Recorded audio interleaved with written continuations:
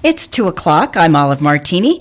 And if you're just tuning in, this is the Working on Wellness Radio Forum, which we do the second Wednesday of every month. And my guest today in the studio is Dr. Max Psolka. He's an ophthalmologist and retired U.S. Army colonel who specializes in cornea, cataract, glaucoma, and refractive surgery.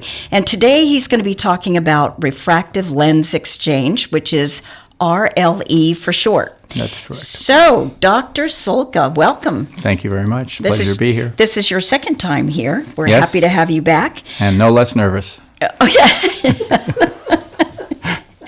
Well, let's just jump right in. Sure, why not? How does someone know if RLE is the right choice for them versus other options? Well, first we need to know what these things are. So RLE stands for Refractive Lens Exchange, which is a quick procedure to get you out of glasses. But there are many different refractive surgeries out there and available to us. Currently, I think there's 6 different types, one being LASIK. Then there's PRK, there's ICL surgery, there's SMILE, camera corneal inlay, and then, of course, RLE. And most of people have probably heard of LASIK. That's where we use a laser to cut a flap in the front part of the cornea, lift that flap, fold it back, and then use a laser to change the shape of the underlying cornea. We replace the flap, and then they heal up within a week or a month, and they see very well. And that's a very excellent, safe, and successful procedure that many people undergo. PRK and SMILE are relatively similar to LASIK in that they also use a laser to reshape the cornea. PRK is simply when we use a brush, sometimes with alcohol and a spatula, to wipe away the very superficial layer of the cornea. And then we use this excimer laser to change the shape of the underlying cornea. Again, put a contact lens on it, let that heal for 1 to 3 months. So it takes a little longer for that to heal.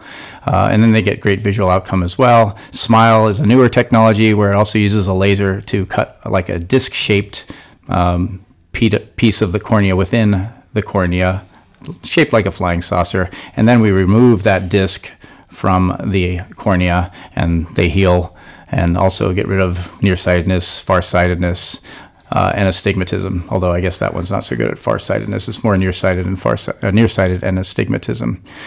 And then there's ICL surgery, which is where we use an intraocular contact lens or Collamer lens. We insert that into the eye, much like people wear contact lenses on their cornea, on their eye. This is a lens that we can actually put into the eye, behind the iris, and in front of the natural lens, and that makes up the prescription. It's like putting a contact lens rather than on the eye, inside the eye. And I love that procedure. It's a very good procedure. But again, most of these are really good, quick, successful procedures, and they allow you to see everything until you hit your 40s and 50s. In your 40s and 50s, the lens in your eye starts to get stiff and is less able to move forward and back, allowing you less ability to focus up close. So LASIK, PRK, ICL, they're all great for a while, but then eventually you even need reading glasses. Yes, your distance vision will still be good with those procedures, but again, in your 40s and 50s, you'll wind up needing readers. So that's when the camera inlay is something that's relatively sparsely used, I think. I don't see many people doing that, but it's a little like washer that they put in under a flap on the cornea, which gives like a pinhole effect to allow you to get your near vision back and still preserving your distance vision. But again, I don't think it's a terribly commonly done procedure. So that's when RLE is also very nice to consider because it'll allow you to see both near and far, depending what lens you implant into the eye, for the rest of your days. So. And let me ask you a quick question. So if you've already had like cataract surgery, that wouldn't work for you, right? Correct. Yes. Cataract surgery, typically RLE is done in people before they have cataracts. Uh-huh. After you have cataract surgery already, it would be, especially if you've had it for more than a year or two, it's a little tougher to remove the lens that was implanted at the time of cataract surgery if you were to want to exchange the lens. So yeah, RLE pertains to removing the natural lens that's been in your eye, not any artificial or cataractus lens. What makes someone a good or bad candidate for RLE? Yeah, well, most people are good candidates for RLE. Anyone that desires freedom from glasses for both near and far things is a decent candidate. Although the most common candidate are people in their 40s and 50s. Again, they're the ones that are getting bothered by the inability to see through their single focus glasses for all things. Because again, in our 40s and 50s, we cannot zoom in on things anymore because the lens gets stiff. So they're the most common candidates for this procedure. if they want the desire to have, not need glasses for distant, intermediate, and near tasks. So what if you had really, really poor vision? Like say you have really bad, you're very farsighted and you have really thick glasses. Yeah. Is that, is there a level where you say, no, I'm sorry, I can't do the surgery for you, your vision is too bad? So there certainly are people who aren't great candidates for the procedure. People who are really nearsighted, -6 or higher, you get a little concerned about the risk for retinal detachment with this procedure, just like you would with cataract surgery. Okay. While I still would perform it in some, they have to understand there is a higher risk for these very nearsighted people who have longer eyes and thus weaker retinas. But you have to weigh the benefit too. You might be glasses free. You're less blind without. The people with bigger prescriptions obviously are much more incapacitated when they don't have their glasses with them. So, farsighted people, I think, are the ones who generally can benefit a lot from this even before age 40. So it's not just 40 and 50-year-olds that benefit from RLE. There are also people that as young as 21 and above that can get RLE if they're just frustrated with, especially farsighted people, because a lot of the other refractive surgery options are more ideal for nearsightedness and astigmatism. Farsighted people have a little bit more tricky experience with those. LASIK's pretty effective for that, but then again, they think in the long term, say they're 38 and they're kind of tired of it. Well, yeah, I can do your LASIK now, but in about 5 years, you're likely going to need reading glasses, and that's why I like to then tell people about RLE, because we could then just simply bypass your LASIK, do your refractive lens exchange now, give you a lens that actually gives you that range of vision. And then you bypass the worry of, now I need readers, even though I see better in the distance. So a lot of it's age. Yeah, there's a lot of factors that you have to think about when you're going through the process here. But generally RLE, again, is for people who are looking for another option to get out of prescription eyewear to see their best. What makes RLE different from cataract surgery? So with cataract surgery, we're removing a cloudy, harder lens. And again, this is typically something that happens in one's 60s, 70s, and later. So the stages of the cataract are maturation from birth till about 20 years of age. And then from ages 20 through 40, your lens is able to zoom in and out on lots of things, whether you're looking at Canada across the strait or looking at your fingernails in front of your face. And then, like I said, in our 40s and 50s, that lens starts to get stiff. Some people will call it dysfunctional lens syndrome. It's presbyopia, the inability to zoom in up close on computer, and then reading books is even harder. So that happens in your 40s and 50s. And then typically the lens starts to get yellow and cloudy. Starts in our 50s, but it usually isn't too symptomatic until you're in your 60s, 70s, and obviously the farther, the more blurry things are. So that's when we would remove the cataract and put in an artificial lens. The RLE is essentially the same procedure, except you just do it before the lens becomes a cataract. You just can't do it when you're old. Yeah, correct. It's a little trickier then. You can get similar results, though, with cataract surgery with the variety of IOLs that are available. So what types of replacement lenses are available? Yeah, well, there's quite a variety. The three main most common types that are available are diffractive IOLs, and extended depth of focus IOLs or EDOF lenses, and accommodating IOLs. Can you change eye color? I wish I could. There are people who do that in other countries, but it's pretty unsafe. High risk for glaucoma, because it's usually they put some kind of tinted disc in front of your original iris, and then that brushes off the pigment, and it's fraught with disaster. But hey, vanity is a big thing in lots of places. I interrupted you. No, that's fine. Yeah, that's fine. So with the types of replacement lenses. Yeah, so we're back to the types of lenses. Yeah, so the diffractive lens is probably the most common of all the multifocal lenses. But again, some people just want to see clearer anyway, and some are willing to sacrifice the near vision. It takes all different types come in for these type of procedures. Again, LASIK through RLE. Mostly, people just want to be rid of glasses. And when you're in your younger days, you usually see pretty well, but you're using a prescription, so they want to get rid of that. So people who are very farsighted, have a lot of astigmatism, are very nearsighted. Explain what an astigmatism. So astigmatism. So astigmatism is when typically it's caused by the cornea, although the lens can also have some astigmatism. But typically we look at the cornea, which is the clear window in the front of the eye. A cornea that doesn't have any astigmatism is very similarly shaped to a basketball cut in half, in that all the curvature of the cornea is equal in all axes. Whereas with astigmatism, it's more shaped like a football cut in half, in that it's steeper in one axis than in another. And that variance in curvature causes blurry vision. So that's what astigmatism is. Okay. Yeah. Okay. So we can correct that also when we do these procedures. We use a toric lens instead of a non-toric lens, because a toric artificial intraocular lens has astigmatism built in it that counteracts the cornea's astigmatism. That's how we correct astigmatism for patients who are bothered by that as well. Okay. Yeah. So what are the most common risks or side effects to be aware of? Yeah. So the biggest things that people quibble about after RLE, especially when they do go for a multifocal lens, which is really the biggest benefit of undergoing RLE, is the potential for glare and night vision issues. And also some people have a little bit of loss in contrast sensitivity. So, seeing a 10-point buck versus a 12-point buck from 1,000 yards away is almost impossible for anybody, but it'll probably be even a little bit more difficult after RLE. So because the diffractive lenses that we typically use as the multifocal lens to give you that range of vision, both near, far, and intermediate, these rings sometimes can split the light, which then dims. In dim lighting, it's difficult to see sometimes. Not exceptionally difficult, but some people do notice. I still don't see really great in a restaurant because it's too dimly lit. Okay. And the other thing that people see, these rings used to cause a lot of halos and glare around oncoming lights, especially at night. In the daytime, it was negligible. But the rings, again, there are a bunch of rings etched in these lenses to give you that multifocal vision. But sometimes you'll notice them around headlights at night, and they can be annoying. Obviously, just like cataracts, if anybody has had cataracts, which I'm sure a few here in SQM have, they cause a lot of splitting of light and glare and streaks of light and halos around lights. So can some of these lenses.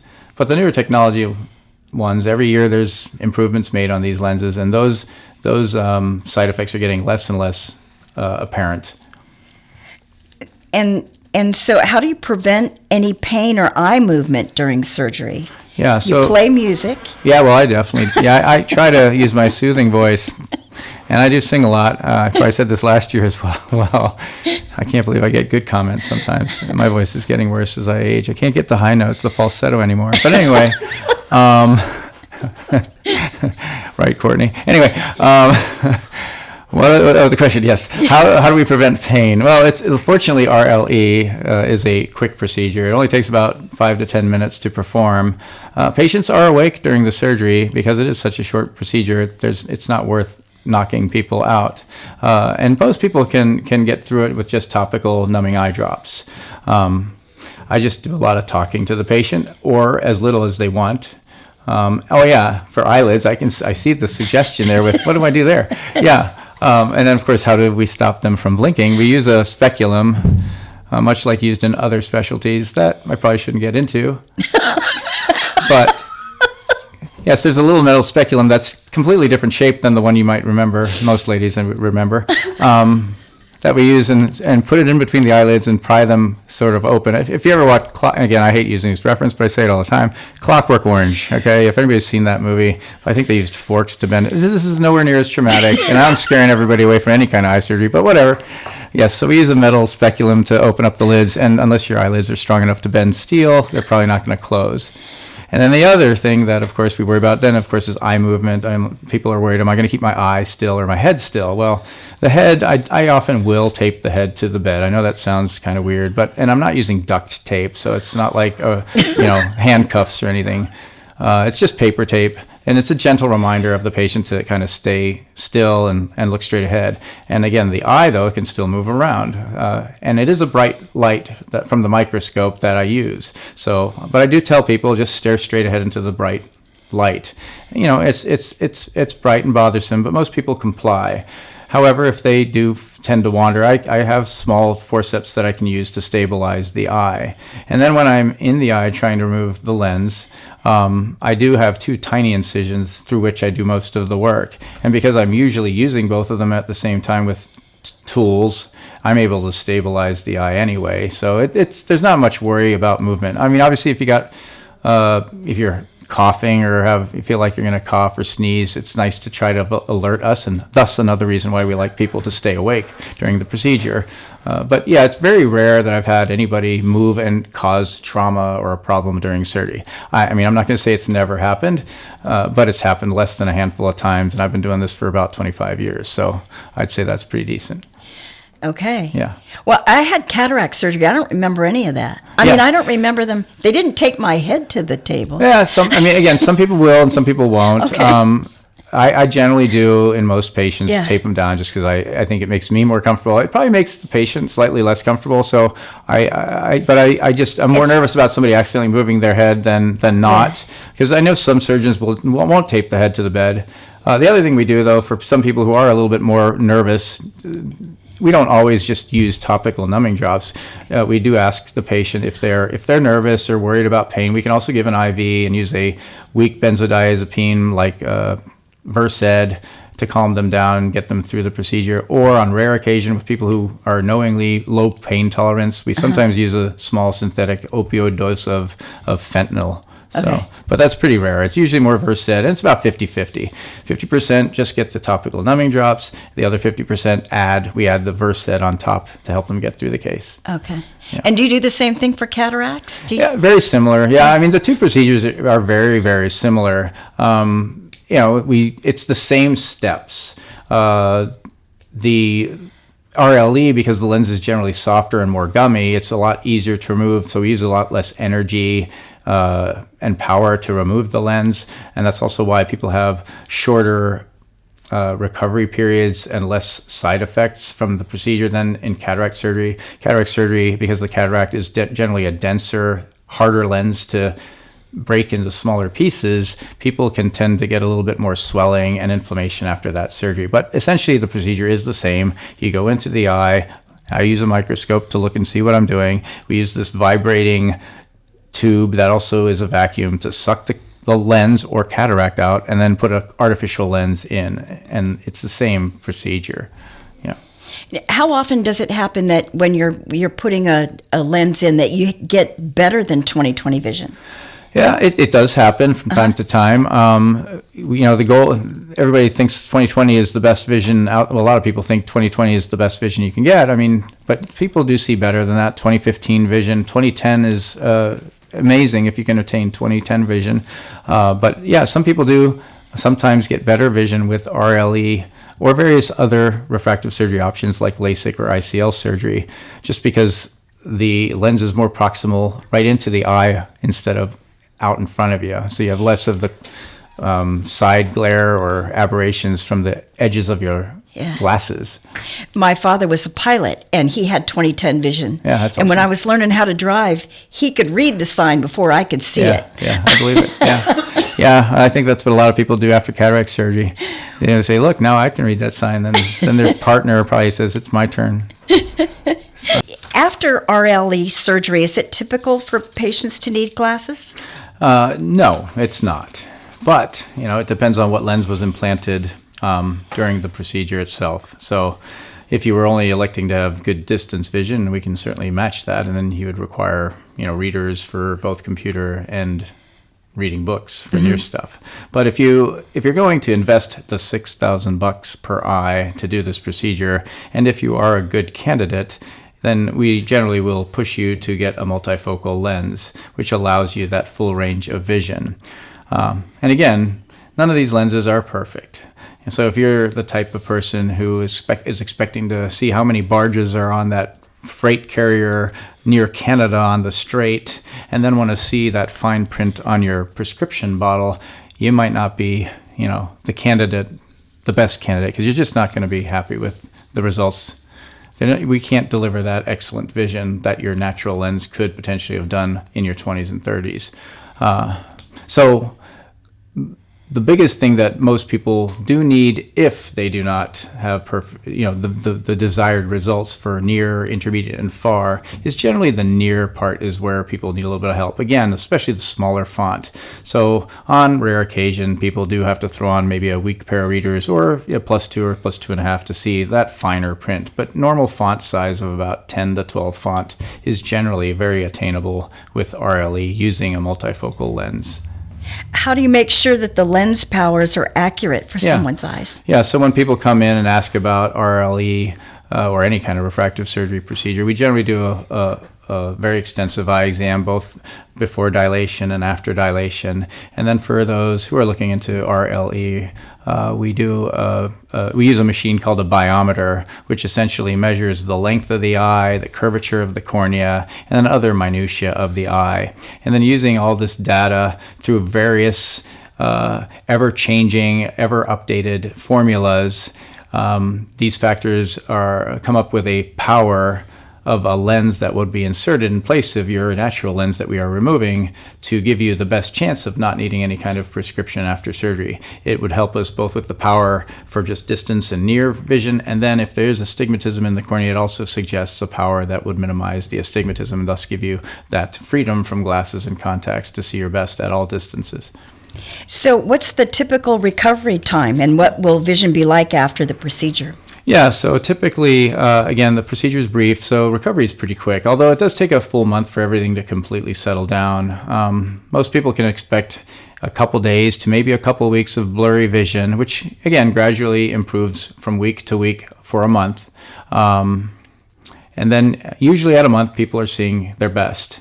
Other things that people will notice after surgery is they may feel a little bit itchy, scratchy, but typically that's short-lived, about a day. The day of surgery, obviously, because you're dilated. I typically do both eyes when I do RLE too, because why not? It's you're gonna, again, and even with cataract surgery, I do one eye today and one eye tomorrow. But with RLE, I treat it more like LASIK, where we do both eyes at the same time. People will be blurry on the way out the door because they are dilated and just had procedure on their eyes, and that gets much improved by the next day when the dilation wears off. And again, it progressively improves as you get farther away from the surgery. How many drops do you have to do, and how long? Yeah, so typically we give a steroid drop and a non-steroidal anti-inflammatory drop. Those are mainly to minimize inflammation, to reduce the risk of a thing called cystoid macular edema, which is swelling in the macula that could cause blurry vision for anywhere from weeks to months. And also reduces scarring risk. And then the third drop that we typically add is an antibiotic, obviously, to reduce the risk of infection. Now, typically we can give these in 3 different bottles, or we can do a compounded drop, which is what we try to do most, so that patients are a little more compliant at staying on top of their drops. And usually we put them on a 3-week taper, so 4 times a day for a week. 4 times a day for a week, and then 3 times a day for a week, and then once a day for a week. But as you see us on follow-up visits, which are typically 1 day after surgery, 1 week after surgery, and 1 month after surgery, if we see things going on that are not the way we expect to heal, we may adjust the doses of the drops. So what kind of restrictions are there following surgery? Yeah, so after surgery, I give a general outline, or I generally tell my patients for about a week, no heavy lifting, no bending over at the waist, no rubbing the eye, minimize any vibrating or bouncing activities so that you don't have that lens in your eye shift or rotate on you. And generally it's for, like I said, for about a week. But, if you can extend it for 2 weeks, that's great. Another thing that we do is we typically give a protective plastic eye shield that should be taped over the eye.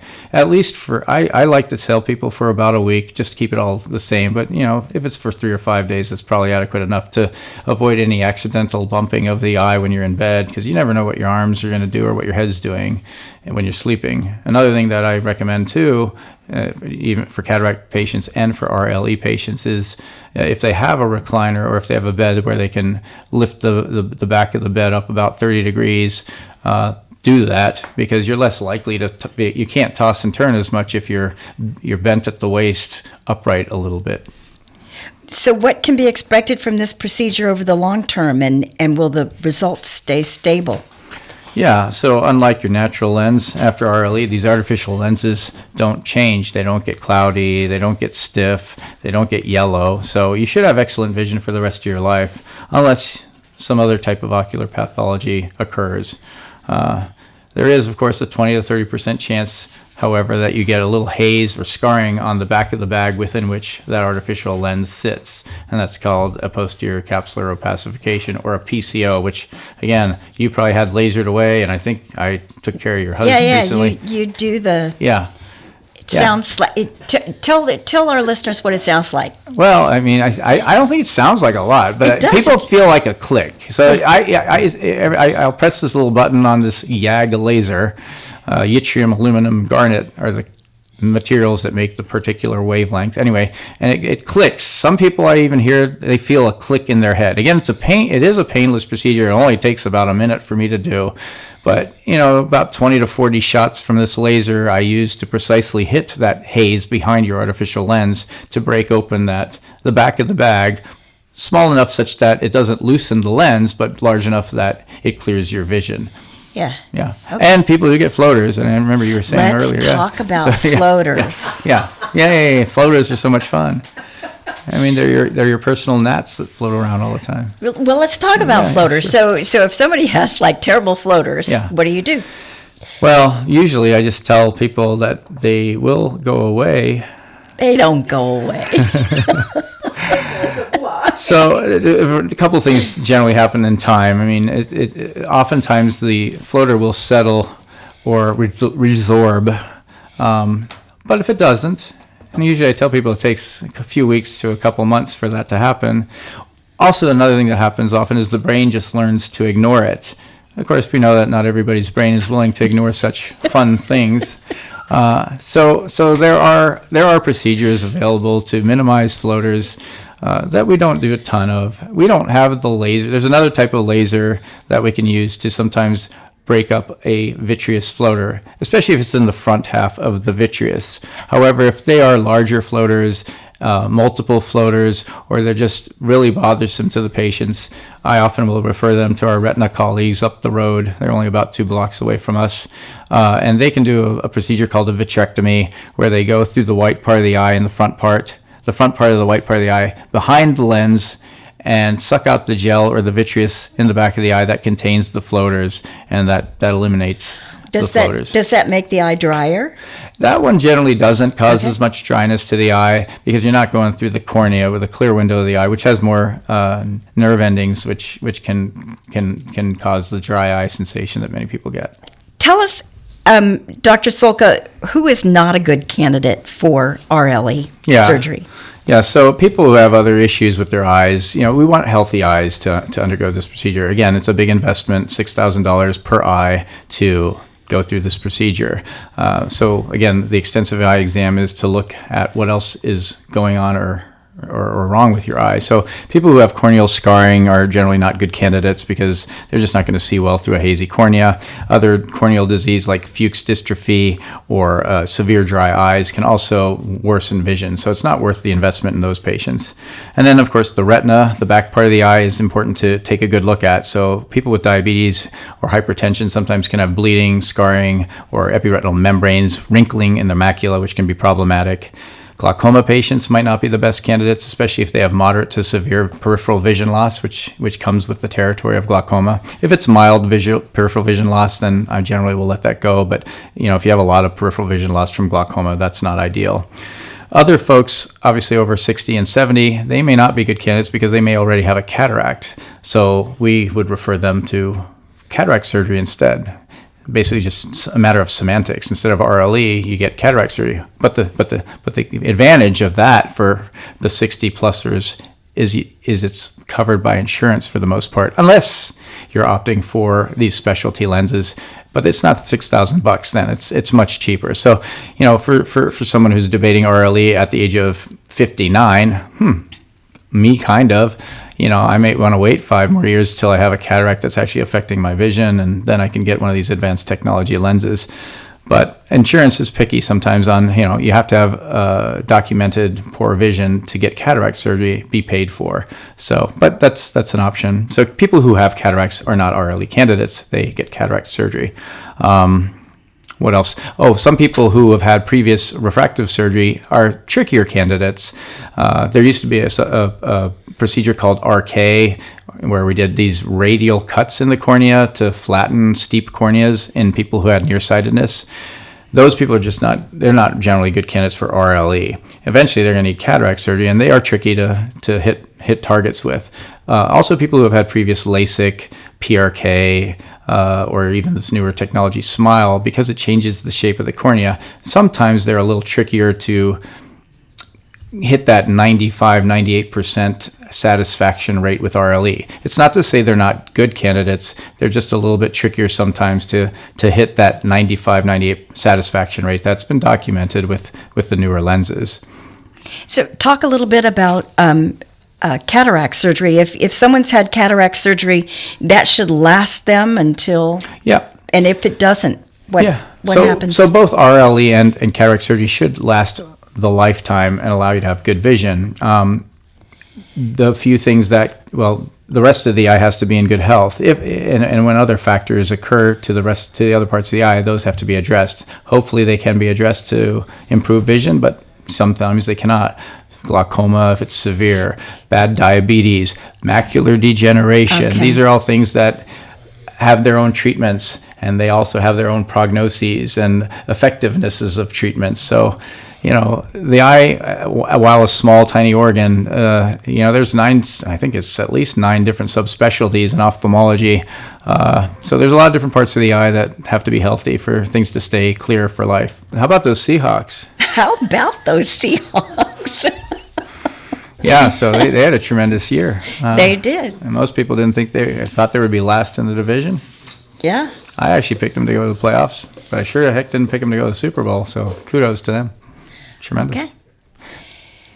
Speaking of teams, hey, I'd be remiss if I didn't tell my crew. Your team. That's right. So yeah, obviously I don't say it enough, but I am very grateful for all the gals who allow me to do what I do best, and that's improve the Olympic Peninsula's vision through eye surgery.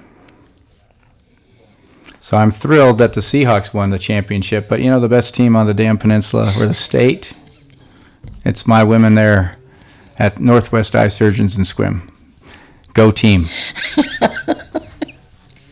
I want to thank you very much for coming in.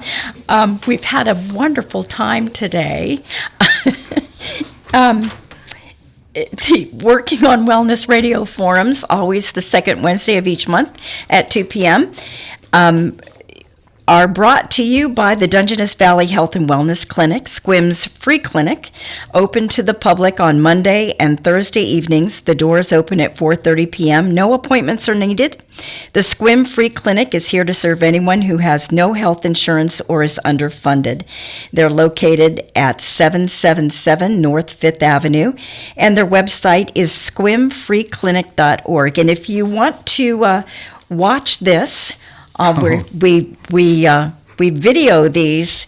You can get caught up on the Working on Wellness Radio discussions by going to sqmfreeclinic.org and visit the news and events option. Dr. Psolka, thank you for coming in. We'll see you again next year, yes? Thank you, Olive Martini. Yes, it's a pleasure. All right.